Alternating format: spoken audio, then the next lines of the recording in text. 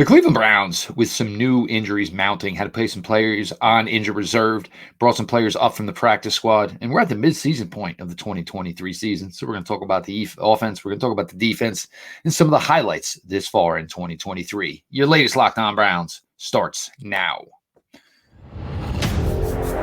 You are Locked On Browns, your daily Cleveland Browns podcast.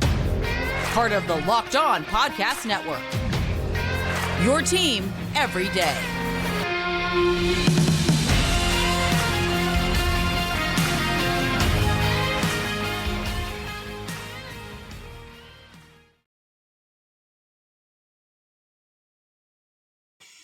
Welcome back, my friends, to the show that never ends, your daily delivery of all things Dog Pound, LGB, and the LOB.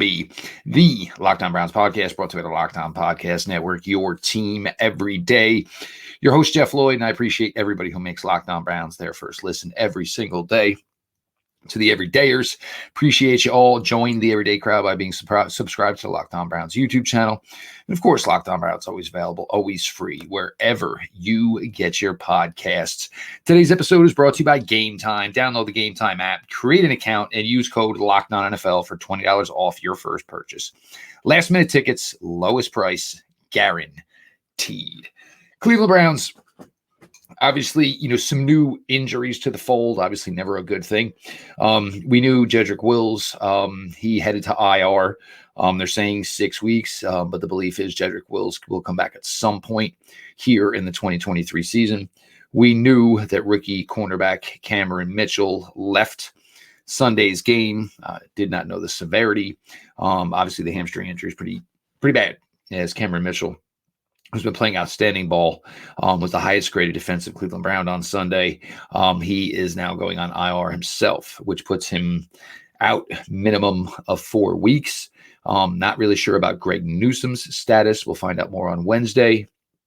Browns certainly can hopefully get some good news here and get Greg Newsome back into the fold here this week, as the Browns, if not, would be down to who would be their third nickel corner. We'll get to that in a second. Geron Christian, brought in last week, former 2018 draft choice, former University of Louisville tackle. He's been around the NFL, does have some starts formerly with the Washington Commanders, been doiling around on practice squads here lately. He was signed about a week ago. He is brought up to the active roster. I know a lot of people asking questions about Alex Leatherwood. A little bit of response I got as far as Leatherwood was the Browns just felt he was a complete redo. They're trying to redo his body. They're trying to rework with him a lot. Look, if he's made it this long on the practice squad, obviously the Browns maybe feel there is something to work with. If it ever turns into something, I don't know. But at this point, if you guys don't think it sounds that promising that a guy that's just been here for 6 days has passed him to come to the active roster, I agree with you. I do. Geron Christian, first thing I'm going to ask is, can he line up as a tight end? Can he go in motion? Can he do all the things that James Hudson was doing in his swing tackle role? If he can, that'll be good. Certainly going to need him this week. James Proche is also brought up to the active roster. This maybe not so much in correlation to Cam Mitchell, but probably in correlation to the fact that Marquise Goodwin is the concussion protocol. But Proche won himself a roster spot alone on Sunday with his punt return game. I talked a little bit with Nathan Zagara during the game, after the game, and we both felt there was just some juice there and something we really haven't seen from a Browns punt returner in a while. Donovan Peoples-Jones was good last year returning punts. His first 2 years in the NFL, he was not. This year with the Browns, he was not. Proche automatically looked, like he had some juice in him. And, his contributions of what he was able to bring to this team on Sunday. And, hey, if you're returning punts, you're doing all the wide receiver drills, you're getting work in practice, there could be a chance here where James Proche gets his number called into the wide receiver room. Obviously nobody besides Amari Cooper is killing it to the point where, their playing time is guaranteed. So if Proche can get hot in a return game, Browns can maybe try to find a way to get him involved offensively. Certainly something to watch and monitor here as the weeks go on. And of course, Proche, a former Baltimore Raven draft choice and Baltimore Raven. The nickel corner. Obviously, I mentioned Greg Newsome and the importance it would be to have Greg Newsome back this week. It'd be nice, obviously way too early in the week to know what the true answer to that is. I will bring up this name here. And I'm sure a lot of people forget that he's even still with the Cleveland Browns on the practice squad. AJ Green. AJ Green was a player the Browns always liked. The problem was the Browns drafted Greg Newsome. Following year, they drafted Martin Emerson. This year, they drafted Cameron Mitchell. They just kept bringing in more and more corners. And, you draft corners. You always draft corners. You're foolish not to, because you can just look at the Browns and see how many you go through in a season. AJ Green was, played a lot of nickel at times for the Browns here, and certainly had productivity for this team. And, been with the team all season, obviously with the practice squad, hasn't been called up to the active roster yet. But this could be a week where AJ Green most likely is going to get called up anyway, because, Cam Mitchell's played every game. So they're going to need a corner brought up from the practice squad. Most likely that is going to be AJ Green. Be nice to see AJ out there. And I'm surprised AJ Green hasn't gotten, basically poached yet from the practice squad. Somebody didn't come and get him. Has, a lot of playing time in the NFL. But maybe a chance for AJ Green to basically, rewrite his own story Sunday here against the Baltimore Ravens. We're going to do some thoughts here, obviously, as the Browns are at the midway point here. We're going to discuss the offense. We're going to start the defense here in segments 2 and 3. But I figure we'll go here as far as, biggest and lowest moments of the 2023 season so far. There is no question to this point. The biggest and most exciting moment of the 2023 season was the San Francisco 49er game and subsequent win. We all felt the game was just going to be, bad. It was just going to be really, really poorly in favor, of the San Francisco 49ers. They were just going to run amok. I was moving that day. I actually chose to do it that day, knowing that, things probably weren't going to go very well for the Browns that day, to my dismay. And I am very, very excited, as I was basically watching on my phone the entire day as everything was going down. Browns rallied with PJ Walker. Browns fought 60 minutes against one of the best teams in the NFL.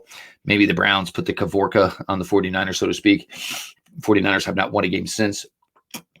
But that 49er win, and I'm hoping it won't be the statement or the statement win of the 2023 season, hoping it at least comes this week, or maybe a possible week that closes it out and puts the Browns in the playoffs, perhaps.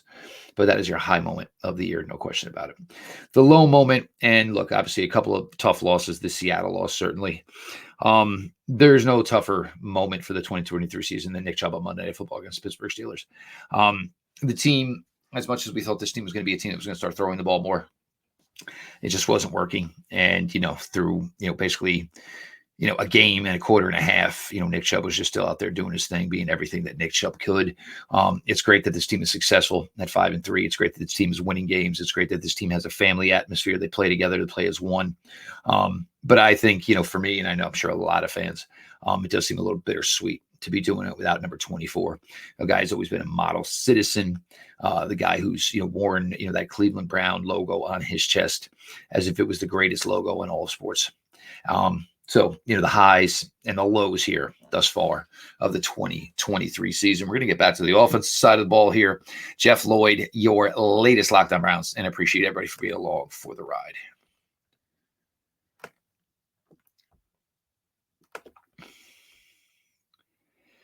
My family and I, we love going to concerts, live music venues. We have a couple of places here locally for us, outside venues, spring, summer. We are out there a ton.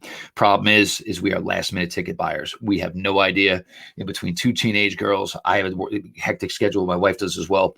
We don't know when we can go and, who can go or where. So that's why an app like Game Time is fantastic. You shouldn't have to worry about when you're buying your tickets to your next big event. Game Time is the fast and easy way to buy tickets for all the sports, music, comedy, and theater events near you. Killer last-minute deals, all-in prices, views from your seats, and the best price guarantee. Game Time takes the guesswork out of buying tickets. For me, I just love the last-second availability. I love the fact that if you can find a better deal, they will honor you your money back. It's easy to find and buy tickets for every kind of event in your area. You get a view from your seat in the venue, lowest price guarantee, even cancellation protection, even job loss protection, for God's sakes. See the view from your seat before you buy so you know exactly what to expect when you arrive. All in prices show your total up front, so you know you're getting a great deal without hidden fees. Buy 2 tickets in seconds, 2 taps, and you are in. Game Time has deals on tickets right up to the start of the event, and even an hour after it starts. It's the place to find last-minute seats. With Zone Deals, you pick the section, and Game Time picks the seats for an average of 18% savings. And the Game Time guarantee means you'll always get the best price if you find tickets in the same section in a row for less. Game Time will credit you 110% of the difference. Download the Game Time app. Create an account and use code LOCKEDONNFL for $20 off your first purchase. Terms apply. Again, create an account and redeem code LOCKEDONNFL for $20 off. Download Game Time today. Last minute tickets, lowest price, guaranteed.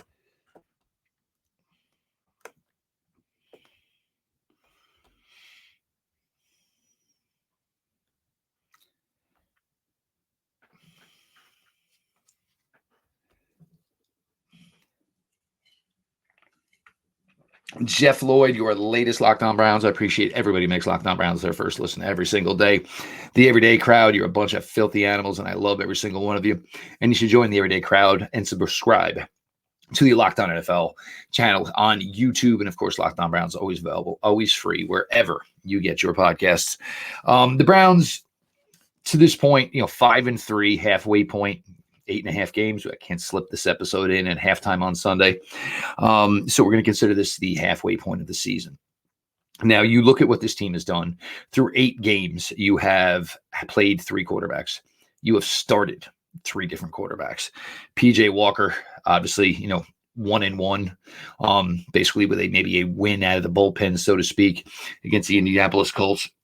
Dorian Thompson-Robinson, really, really difficult. 1 start.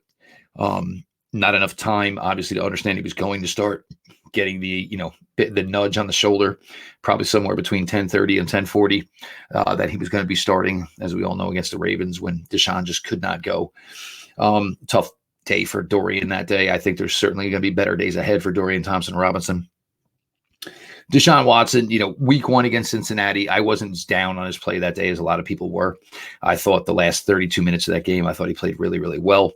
Of course, the Monday night in Pittsburgh, mistakes that were costly that led to Pittsburgh Steelers points off of turnovers. Can't have it. Just cannot have it. Then comes back against the Tennessee Titans, just absolutely lights them up.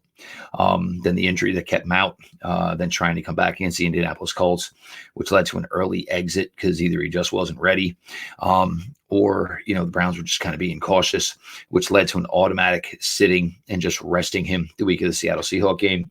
And then all of a sudden, about a week ago Monday, he wakes up and he's just good, just feeling all right, thinks he's ready to go. Pounds through Wednesday, pounds through Thursday, pounds through Friday, goes out on Sunday. And as the game went on, he got better. I think the most impressive thing is the deep ball accuracy, the footwork on the deep ball. Everything was just humming for Deshaun on Sunday, and obviously quite promising as, 2 of the biggest games of the year. The Browns are about to play them with the Ravens here on the road, and then coming home for the Pittsburgh Steelers. God, do I want to beat the daylights out of those guys. But that's for next week. We'll save that for next week. So it's been weird, obviously for the team to be successful 5-3, to technically be in the playoffs right now at 5-3. And having already started 3 different quarterbacks. The running back room. And you mentioned Nick Chubb and obviously going down early in week 2 against Pittsburgh Steelers. I think we all got to be surprised, pleasantly surprised about how well this running back room collectively has played. Jerome Ford, and there's times where you think Jerome Ford was coached so much into having patience, having faith in his blockers and letting them get there, letting them make the hole for you.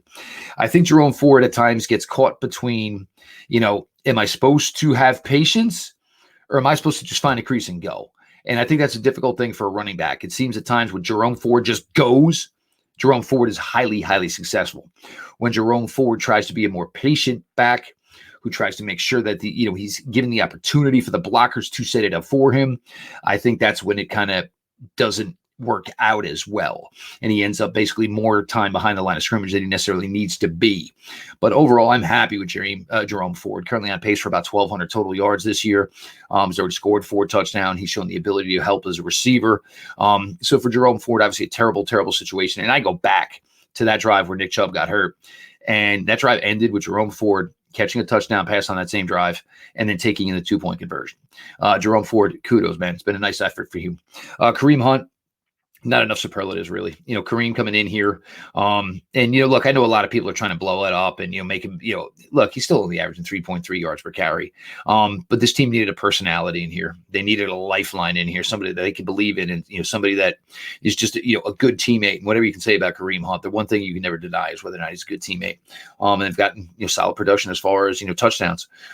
You put the ball in the end zone, it counts. It's a big, big, big thing, obviously. Pierre Strong, pleasant surprise. Still want to see more. You guys know my stance on Pierre Strong. I really thought there'd be more contributions from the wide receiver room. Amari Cooper has been fantastic. Elijah Moore, I think we're getting there. I think we're getting closer and closer. But the question is, who's the third wide receiver? Who's can be a fourth wide receiver? Time will tell on that. But the Browns need somebody to kind of separate themselves from the herd there and be a contributor for this team going further. The tight end group, I wish there was more David Njoku involvement. I think the Chief has been fantastic. I think people are really starting to appreciate his all-around game. Solid blocker, certainly a willing and able receiver, shows great athleticism, obviously with yards after the catch. It's time to, start trying to make a little bit more focus on getting 85 involved. And maybe if you do that a little earlier in the game, it might help the overall offensive flow. The offensive line. And this was something I tried to talk about all spring. I tried to talk about all summer. If you listened, thank you. If you poo-pooed it, sorry. It was always going to be a transition for the offensive line this year. As you were going from this team that was such a dominant run blocking team, and you were taking away from the fact that running the football was what you were going to do the most, and it made total sense. Obviously, the investment in Deshaun, the belief in Deshaun, the abilities of Deshaun. You'd be a fool not to think that this team was going to make some changes here and start shifting their offensive approach. Not necessarily with the legs of Nick Chubb, but necessarily behind the arm of Deshaun Watson. There's been obviously a lot of, fluctuation within the offensive line. Jack Conklin, what was it, maybe a quarter and a half, and his season was over. Your Browns rookie of the year right now is your right tackle. DeJuan Jones has been absolutely fantastic. I think he came around, and if you remember, Brian Baldinger was very high on him over the summer, and said he was ready to go now. And that was always going to be the question: is what do you do now with DeJuan Jones? Because basically you were going to put him on ice. Then again, there's the old adage of these things sometimes have a way of taking care of themselves. It did in this instance, and obviously DeJuan Jones has been fantastic to this point. Wyatt Teller, obviously good. Joel Bitonio, some missed time, but good.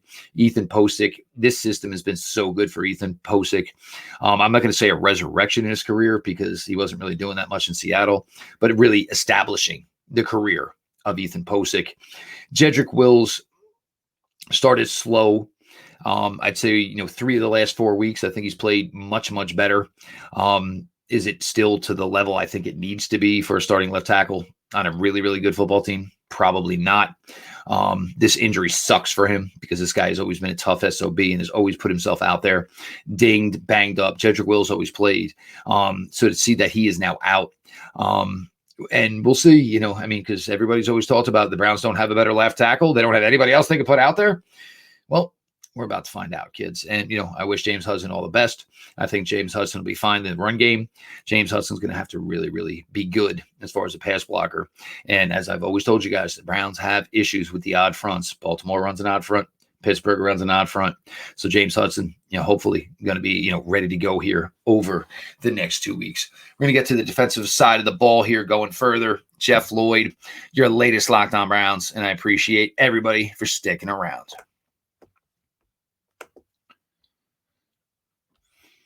DoorDash. Look, whatever Sunday it is, if you're not going to the stadium, you're probably having people over. Question is, you having a lot, you having a little, but you got to be ready to go, and you got to be the host with the most. You can order pizza, wings, soda, burgers, or even just buns on DoorDash. You can do it through places like Mike's Diner. You can go your pizza from Athens Pizzeria. All things you can do to make sure that these savages come in and don't tear your house apart, because they're starving. All of your favorite restaurants and stores, from retail to grocery, are on the app, so you can shop everything you need to get game day ready. Get prepared before game day. Stock up on your favorite appetizers and order all your tailgate gear on DoorDash. Then get ready to watch the Browns win. Get 50% off up to $10 value when you spend $15 or more on your first order. When you download the DoorDash app and enter code LOCKED23. Subject to change, terms apply. Don't forget, use code LOCKED23 for 50% off up to $10 value on your first order when you download the DoorDash app and spend $15 or more. Subject to change, terms apply.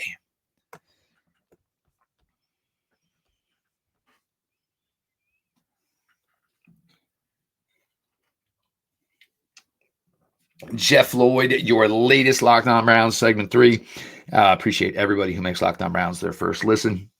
The everyday crowd number keeps getting higher. I suggest you join the party before the party leaves you by. And the best way to do that is subscribe to Locked On Browns YouTube channel. And of course, Locked On Browns always available, always free, wherever you get your podcasts. Now, we talked about this a little bit yesterday with Pete Smith about the Browns defense here. And look, the Browns, under my microscope, goes back to the 2017 season. This is by far the greatest Browns defense I have ever seen. But I posed the question, obviously, to Pete Smith, somebody who's been watching this a lot longer, certainly from a child age now to a professional, obviously doing this, as far as a job covering the Cleveland Browns. And he believes it is as well. I mean, you have to factor in the way the game is played now, the athleticism. This is just an incredible unit that Andrew Berry has assembled and that Jim Schwartz is coaching. These guys are just nuts. Seriously. Right now, 57% of the Cleveland Browns defensive drives end in a 3-and-out. That means more than half of the drives the Cleveland Browns are on the field ends in a 3-and-out. That is staggering. That is like video game numbers. Of course, it's led by Myles Garrett. And look, if Myles continues at the pace he's on and they do not give him NFL Defensive Player of the Year, he's never going to win one. Maybe the bar is just set too high for this athletic god. And if you saw a little bit of him today, obviously Myles making the rounds, some stuff on, NFL Network, obviously on the McAfee show. It's great to see Myles get these opportunities. He's always deserved them, but always a thing that's kind of held Myles back. Team success affects personal success as far as the league is concerned. Should it? No. Is it a way of life? Yeah. So Myles is getting these opportunities. And the thing I love is Myles is still Myles. He's talking about the dinosaurs. He's talking about his collectibles. He's just being himself. And it's great to see that, a lot of the country is getting to see this superstar that we all love so much. The defensive line as a whole, it's just been amazing. Ogbo, Zadarius, Dalvin Tomlinson, Shelby Harris, Jordan Elliott. I'm never big to push that Jordan Elliott button. He's been really, really good. Maurice Hurst has been sneakily one of the greatest signings of the entire NFL offseason. What Maurice Hurst has done, resurrect his career. He's just happy. The smiles you see on these guys' faces, they just enjoy playing with each other. The winning helps. I'm not going to doubt it. But these guys just enjoy each other's company, enjoy excelling, enjoy being there for each other. The Browns linebacker room, it's been shifted here a little bit over the last couple of weeks. JOK was playing a ton of the reps. Anthony Walker, Sione Takitaki. This could also be injury, as these guys are getting better, getting more comfortable. Obviously, both Walker, both Sione Takitaki coming back from serious injuries that ended their 2022 seasons. Both these guys just playing well, enjoying the moment. JOK, the only thing is as phenomenal as he is, sometimes it's really, really hard to take a guy that it's that athletic, that high motor, and try to say, hey, you need to take it down. You never want to tell a guy to take it down a notch. But that seems to be one thing that maybe does JOK in at times, is he maybe just overruns something. And it's just the exuberance. It's just the, and especially with the way this group is now, because everybody's out there making plays and everybody just gets after it. But that linebacker, and everybody talks about this every year. The Browns need to sign this guy. They need to pay this guy. And every year, Andrew Berry tells you, I'm committing $5 million to the linebacker room, nothing more. And you know what? Every year Andrew Berry's been here, you guys always complain about the linebacker room. You complain about what's invested in the linebacker room. And every year Andrew Berry gets more from the linebacker room than he actually invested into it. Let the man do his thing, because they know what they're doing with the linebacker room. Secondary-wise, Denzel Ward, fantastic. Makes me back to the summer. Denzel got dinged in the Kansas City Chiefs preseason game. What is he doing out there? Da, da, da, da. And, for some of us, I know it was me trying to say, look, Denzel had one of probably his worst year in 2022. And he wanted to correct himself. And he wanted to get back to that dominant player he was, especially now that he's making that big time money. Denzel Ward has been fantastic this year. Martin Emerson. Look, you can see the writing on the wall. It's going to be the Ward and Emerson duo for the years to go on. Greg Newsome, certainly, some good times. Cameron Mitchell been fantastic to this point. The safety room, Grant Delpit. If I'm the Browns, I'm starting the contract negotiations now because I think each week, each game, that number is going to get a little higher. And, the Browns, they try to, at least, get those players in at a number that they like. McLeod was a great signing. Juan Thornhill. I think the issue you guys got with Juan Thornhill is the Browns have always needed this deep on the roof free safety. They don't need that guy right now. And it's one of the things Juan Thornhill does best. He's still contributing. He's still a big factor to this team's success. So anybody's issue with Juan Thornhill is you're just not understanding that defense is built front to back. If the defensive line wins, secondary doesn't have to do much. If the linebackers win, secondary doesn't have to do that much. That's kind of what's going on right now. Secondary, and as Pete said yesterday, you're hearing it from all these secondary players. Why is everything going so well for you guys? D-line, because you want to know what? Within 3 seconds, the ball is either at them or the play is over because the quarterback's on the ground. So all around, this defense has been absolutely fantastic. The assistant coach of the year, there's no way I don't see Jim Schwartz not winning it to this point. He and that group have been absolutely fantastic. Your Browns news of the day, Jedrick Wills goes to IR. Cameron Mitchell goes to IR. Geron Christian brought off from the practice squad. James Proche brought off from the practice squad. Your high moment of the year, your low moment of the year, your Browns offense, your Browns defense at the halfway point. I am Jeff Lloyd, your host here at Locked On Browns. Now my 7th season with you all. Appreciate everybody who makes the show their first listen every single day. Join the everyday crowd by subscribing to Locked On Browns YouTube channel. Do not miss an episode. Of course, Locked On Browns is always available, always free, wherever you get your podcasts. This has been your daily delivery of all things Dog Pound. LGB on the LOB. Let's go Browns.